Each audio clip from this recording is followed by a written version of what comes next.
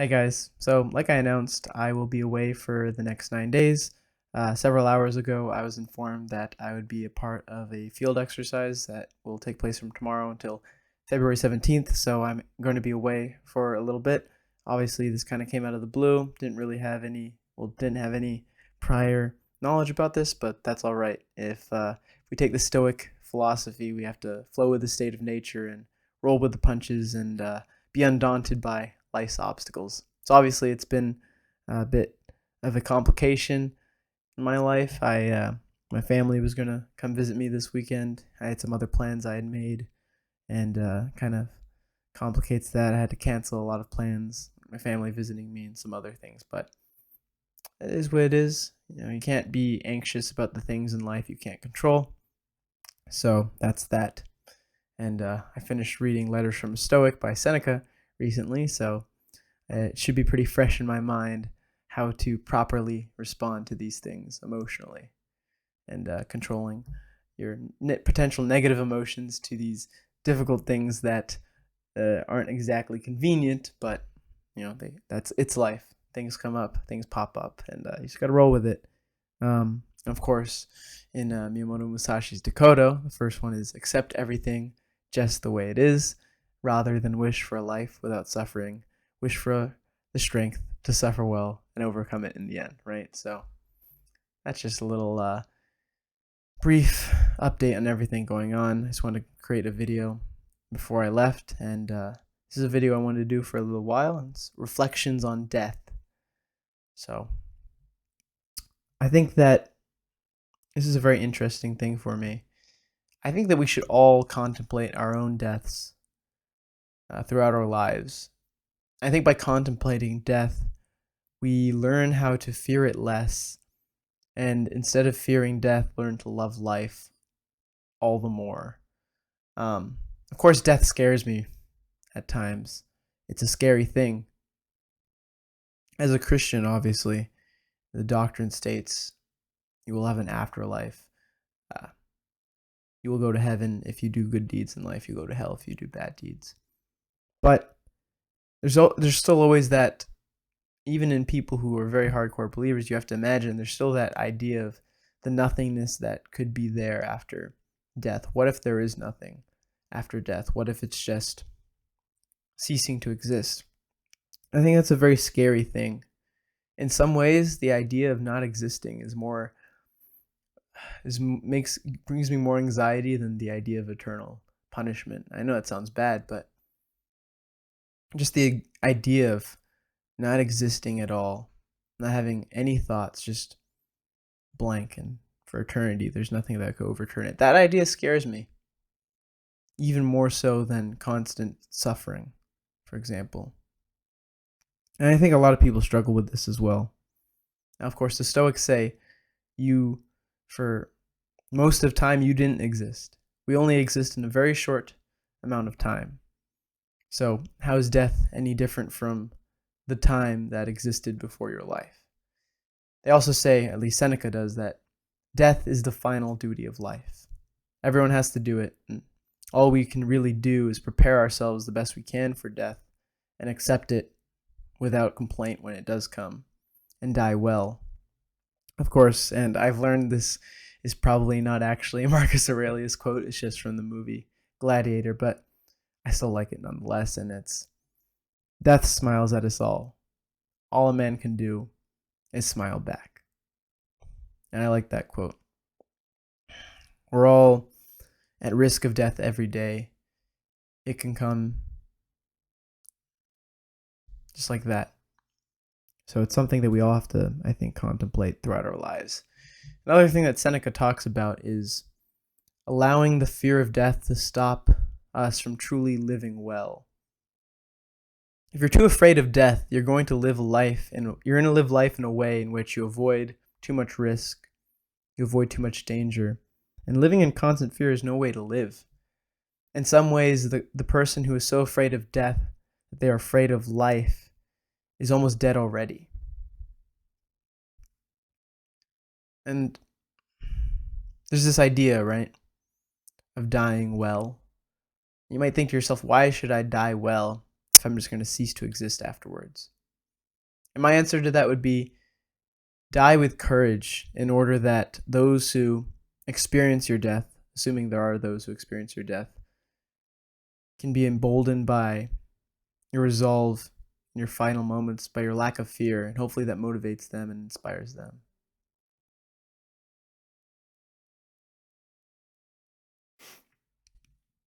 And with that being said, here's an example I like. You imagine if you're like a prisoner of war or something, been captured by the enemy, and you're being taken out to get shot behind the head in a forest. A scene that comes to mind comes from the mini-series called Generation War, centered around four or five German adults during World War II. Two of them were in the Wehrmacht, a German army. And there's a scene where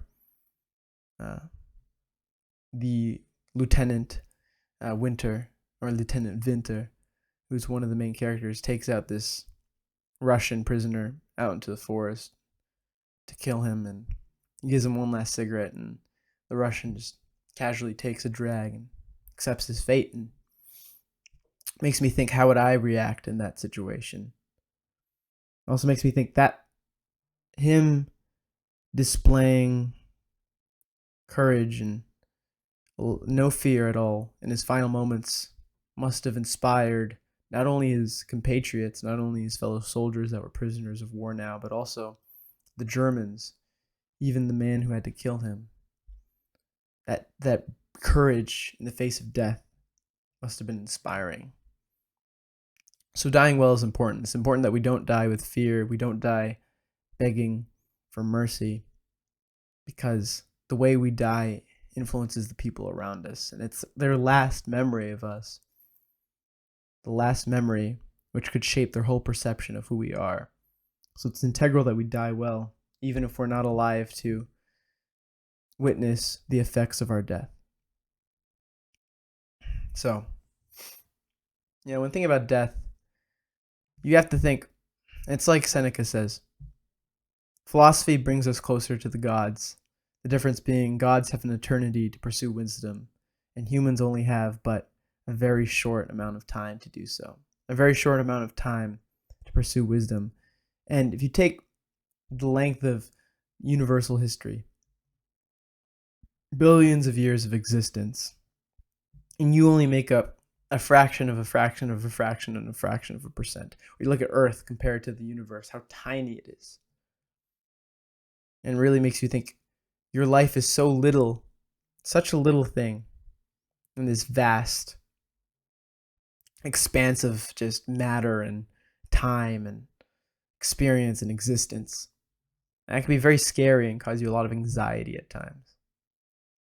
And yet some people, in such a short amount of time, can have such an impact on history that their impact on history echoes through eternity, like Achilles would say when they're storming the beaches at Troy, I believe. What matters in life, I think, is the impact we have on others. It's not the pleasures we experienced or the happiness even that goes on after we die. It's our impact on the world. And sometimes that lasting impact, being remembered for having contributed to human history. In some ways, I think that's what makes a man immortal. I mean, no one lives forever, but if your name lives on, you take the Platos, the Aristotles, the Socrates, Alexander the Greats, they're immortal. They still inspire people today. We still remember them, and many other people that I could go on mentioning, people who are in some ways immortal. Obviously, if the world ended today through nuclear winter, they'd be forgotten, but so long as humanity lives on, they live on, and their names will never be forgotten.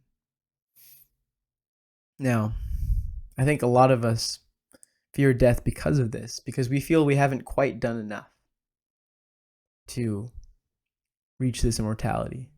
Because some of us are reaching for it, for the immortality of having an impact on the world, an impact on history. And some people fear death because they don't want to die before they've reached their full potential.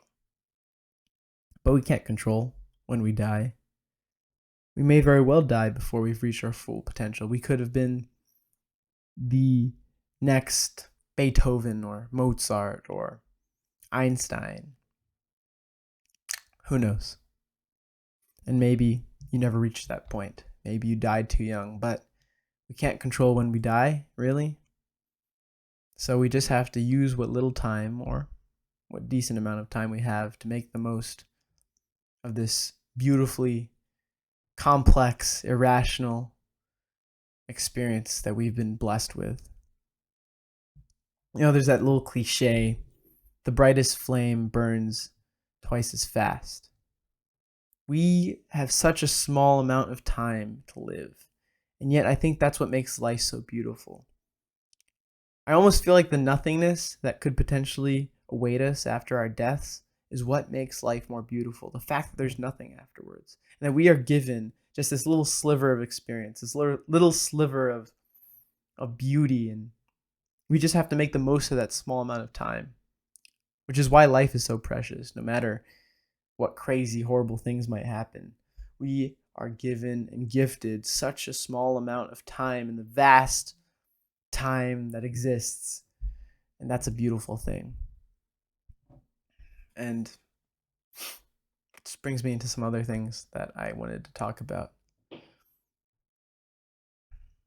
I think that, so obviously I talked about my relationship with Christianity. And there's something interesting I was thinking about the other day when I was having a conversation with my father. I was thinking about Revelations, the second coming of Christ. Basically, some individuals interpret this part of the Bible as no one has actually reached heaven yet. Like, some people have sort of been, like, they will go to heaven, but no one is technically there yet until the second coming of Christ, until the raptures, until the day of judgment. And after the world ends, that's when everyone is judged and goes to heaven or hell. Basically, the day of judgment is the moment that people actually ascend. And in the sense they're sleeping, there's nothingness for them in that amount of time until the second coming of Christ. Which made me think, there's a lot of scientists or philosophers that talk about this idea relating to atomic theory and I think quantum theory. This idea of singularity, which I've discussed a little bit in the last podcast. Some individuals like Democritus, for example. So you take an atom can never be destroyed. You can only split an atom. Therefore, all the atoms within us have existed since the beginning. That's why I've talked about in the past, I think it was in my rationalism empiricism video, that you could share the same atoms as some of the historical figures you looked up to. It makes me think, if we all share the same atoms as those people who lived thousands of years before us, and we share the same atoms as the matter that existed for billions and billions of years, is there something that is passed on or recorded? You take energy, for example. Once energy is used up, you can't unuse it. If I move my hand, no matter what happens, in that little piece of time, my hand is moved. I can't undo that. Maybe all that exchange of energy is stored somehow. And the idea of singularity, if you take a technological advancement, and like I said, I talked about this in the last podcast, technological advancement is exponential growth. It goes like this, very slowly upwards, and then slowly starts to rise faster until it's just straight line up. Singularity. Just, you've reached the pinnacle. Even though there is no pinnacle, it's like the limit is you at that point. You're just at a point where you have all the access to all the possible technology that you could really seek to have. You've reached a certain level of power where you have everything. Singularity. It's like there's the concept of some infinities being greater than other infinities. So you take from the numbers 1 to 2, there's an infinite amount of possible decimals. So you have 1.11113333456, up to 2. 1 to 2, all the decimals in between them, there's an infinite amount of combinations because you just keep going down the decimal line, right? 1, 1, 1, 1, 1, 1, and you can do that forever. And yet there's the idea that some infinities are greater than other infinities. So like from 1 to 100 is greater than from 1 to 2, even though technically they're still both infinity. And I think this, to me, sort of describes the idea of singularity. Because obviously time goes on. So then how do you really track the exponential growth once it's just completely upwards? I think I would describe it as some infinities being greater than other infinities. And I'm not really well versed in science, so when I'm speaking on this, it's all just my own thoughts and theories that I really don't have a great understanding of. Like I said, I don't really understand this as much as I should, but I do think the ideas are very interesting. And singularity, once we reach singularity, we have pretty much access to everything, every type of technological advancement, then perhaps we have access to everything that's ever happened.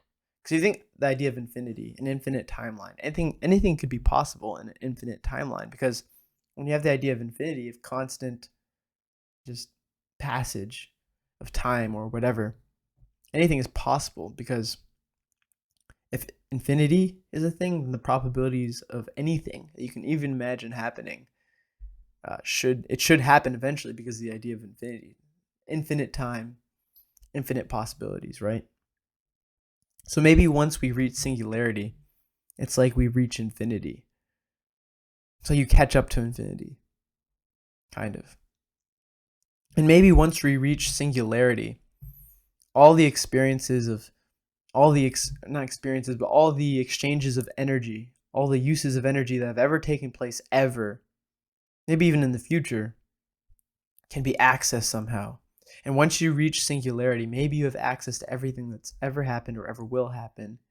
And you can go back, and people that have died can be brought back to life, maybe, or little feelings, little emotions that existed in time can be accessed.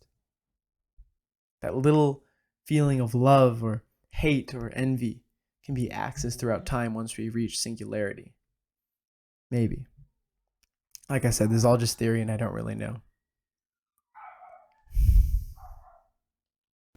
I keep having to pause the video because some dogs are barking outside.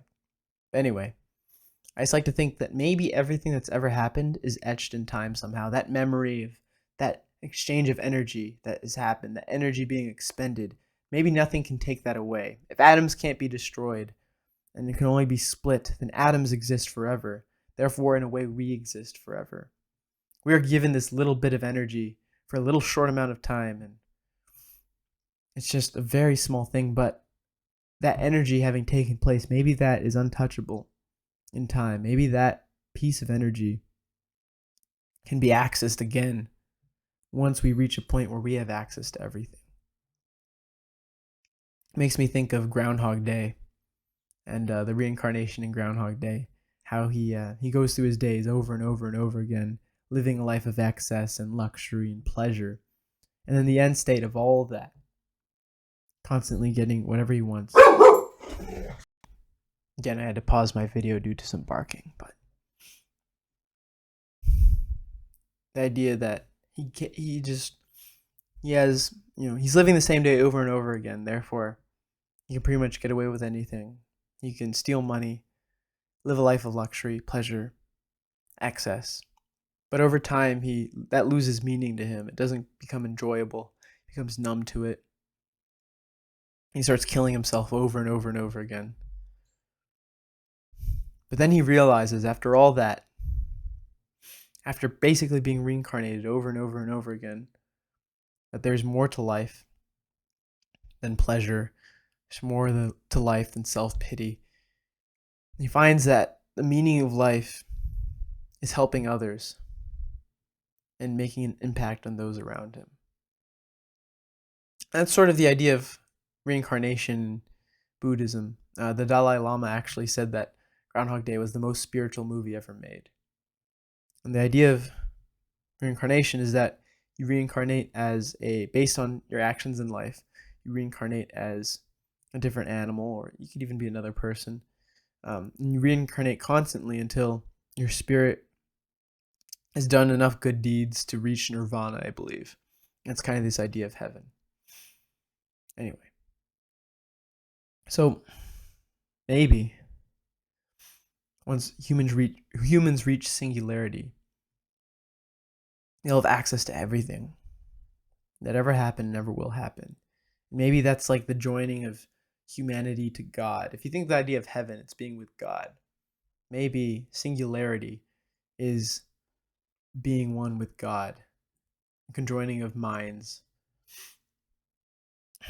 That's an interesting thing to think about. But I think that trying to justify ways of our living on by saying, for example, in this case, that we somehow will be brought to life once singularity is reached, which is why I brought up Revelations earlier. Because maybe that's what Revelations is trying to describe. Maybe you have the individual who wrote Revelations, maybe this is how they thought to explain this sort of scientific idea to common people at that time who wouldn't understand the sort of deeper implications of that. So he created the scripture, he created Revelations to describe this. Maybe that's what he meant by that. Who knows? There's just speculation, of course. But anyway, in some ways, I think that life after death almost cheapens the experience of life. It's almost as if the nothingness, the horrid nothingness that potentially awaits us after death, maybe that makes life all the more beautiful. Maybe that makes life more rich. The fact that it's so short and the fact that this is all we have. It can all be gone in a second and there's nothing awaiting us. Maybe that's what makes life more beautiful. And like Camus with the myth of Sisyphus, which I've stated so many times and I won't state it again, we must think of Sisyphus as happy. We must think of ourselves, even with the possibility of death and eternal nothingness at any moment, we must still be happy with this great, terrible idea. And maybe even find out that it's not so terrible after all. That the fact that there is nothingness, potentially nothingness after life, after death, just makes our lives all the more meaningful because of how short and precious the time we have actually is. But,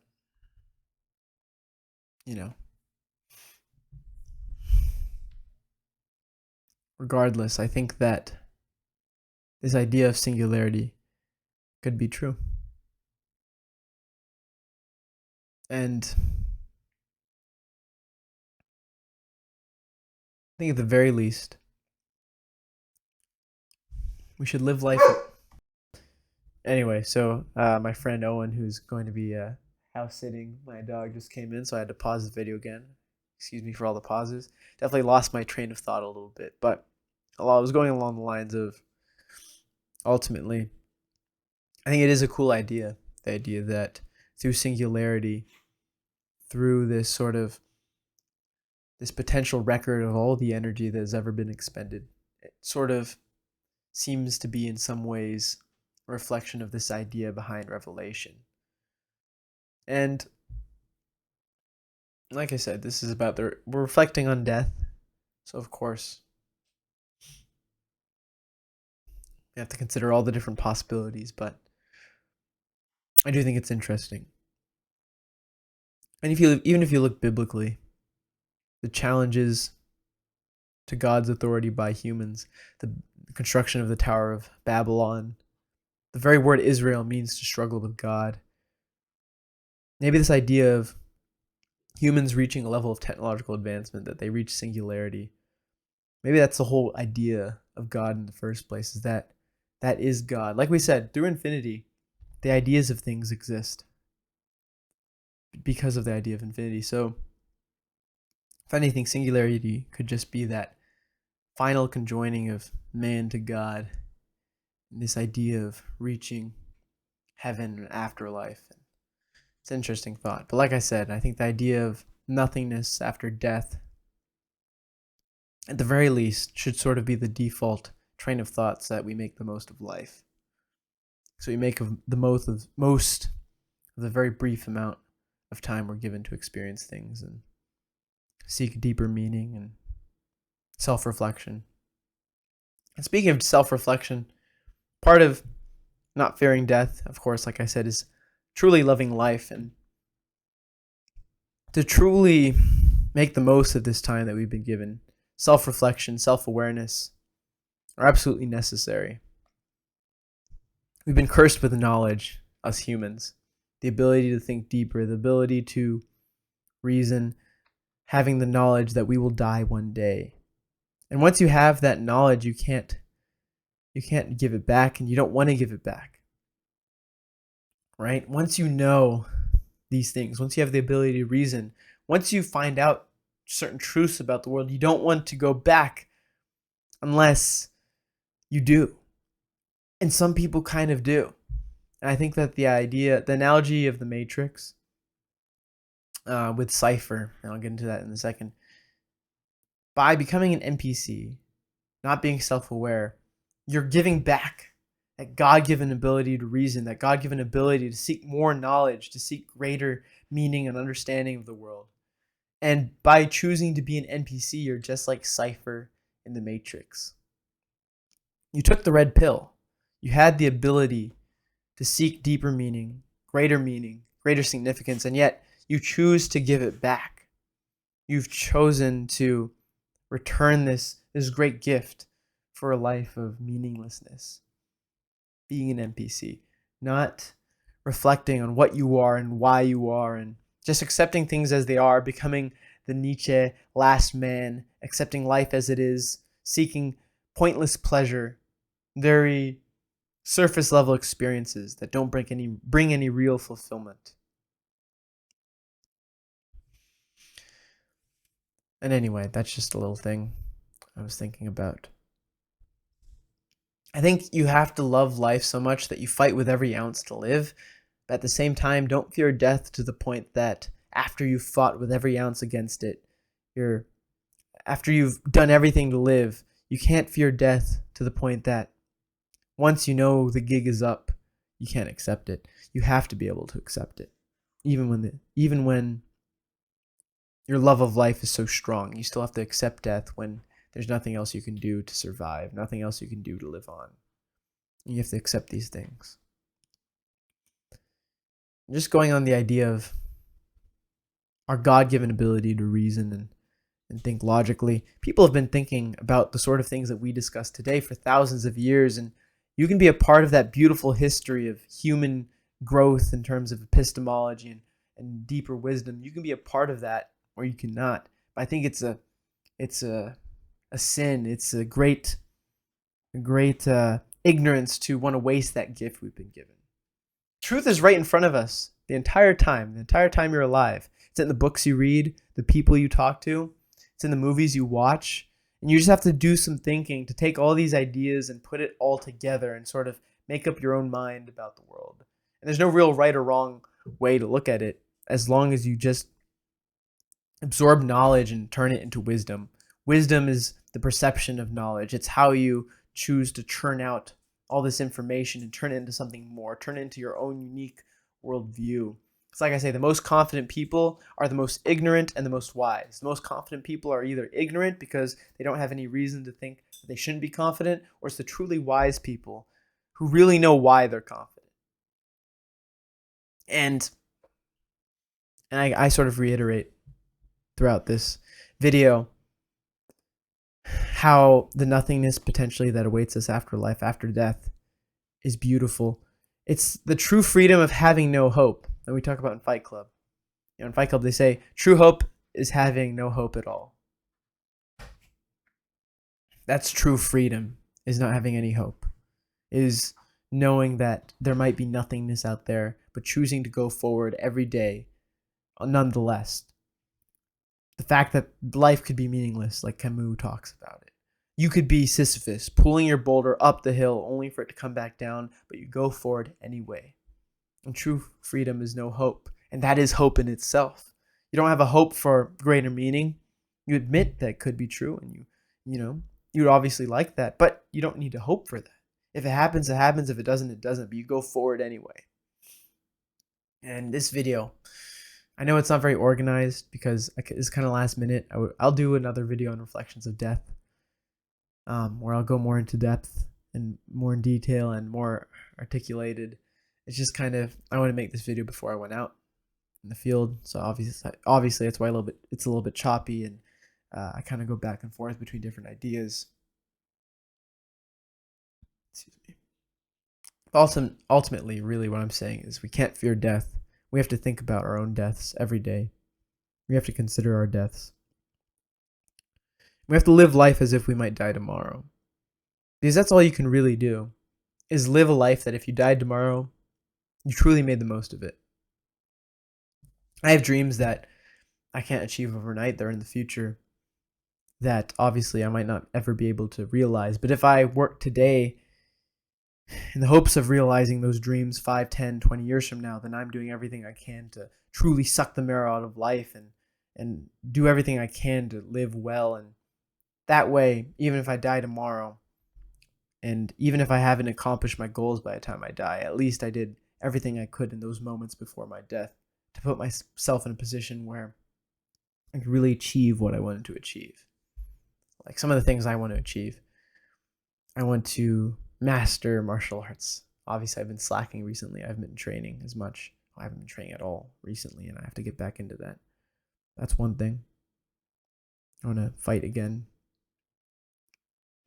I want to write a book. I want to write more than one book. I want to write many books about philosophy and some fiction as well.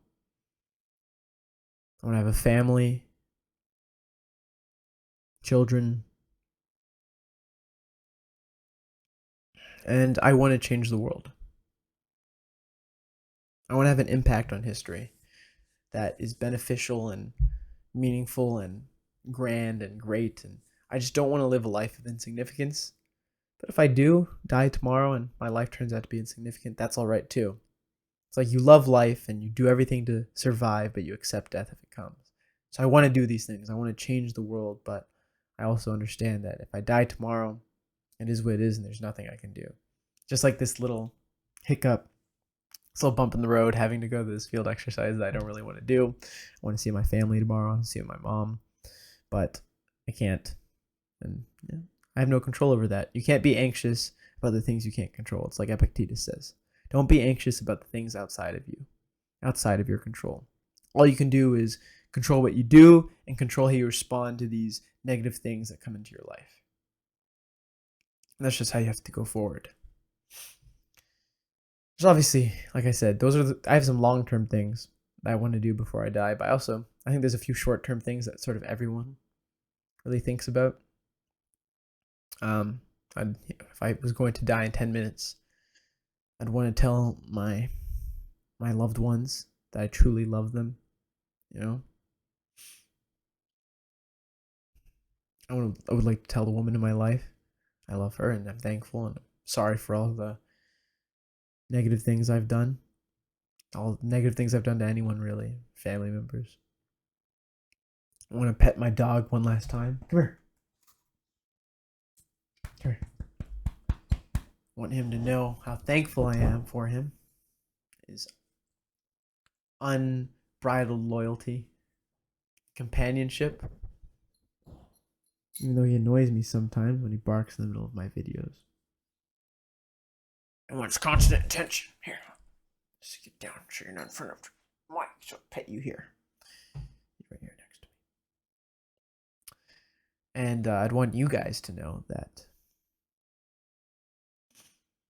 I had great ambitions and great things I wanted to do to change things. I'm making this sound like I am dying, but I'm not. Hopefully. Hopefully I do end up doing all these things that I want to see realized.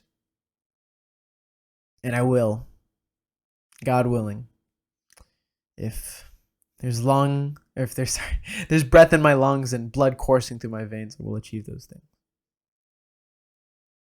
And that's my purpose in life, I guess. To truly impact the world and impact history in a positive way. And we all have to find our little bits of meaning in life and find out what our purpose is, regardless of what it might be. Some people's purpose are to be leaders, some are followers. You need leaders and followers in society to make it function. Not everyone's meant to do grandiose things, and yet they still have major impacts on others, on their families. I think about a great grandmother who has 52 people that come from her line, and she's old, 90, watching her whole family, a huge family, all from her. That's a beautiful thing as well, and it may not be great in the sort of historical significant sense, but that is greatness in a sort of way, right? There's all these ways that you can seek meaning and achieve purpose, and mine is mine, yours is yours. Each person has their ways. But yeah, this little unorganized video, the last video for a little while, and I hope, despite the jumping between various points, that you enjoyed it. I will revisit this topic very soon. Maybe it'll be the next video. There's things that I didn't mention that I wanted to mention. Like, I wanted to talk about Dune a little bit. I wanted to talk about the idea of a messianic figure who sort of unites the universe, and that's cool. Doesn't really relate to this at all. I don't even know why I mentioned it, but I thought about Dune the other day. It's a cool concept. Kind of crazy. Anyway, that's it. That's all I wanted to talk about, and I'm sure there's more things that I forgot to mention, but be self-aware, practice self-awareness. You may know your what, but you probably don't know your why. And even if you don't know your why yet, as long as you're striving and working towards understanding your why, it doesn't matter if you never truly understand it completely. It is the journey and the process of understanding your why which is truly important, even if you never truly, completely achieve that understanding of your why. Look towards doing that, be in the process of doing that, and try. Anyway, as Charles Bukowski says, you'll be alone with the gods and the nights will flame with fire. Don't try, do it. Go all the way. And I'll probably do a video on that poem as well, because I do love Charles Bukowski's poems and some of his other texts and writings. And of course, as I always do, I'll finish this little video with the phrase of the channel, which is, this is the warrior philosopher building the foundations of the warrior philosophy. I'll see you next time.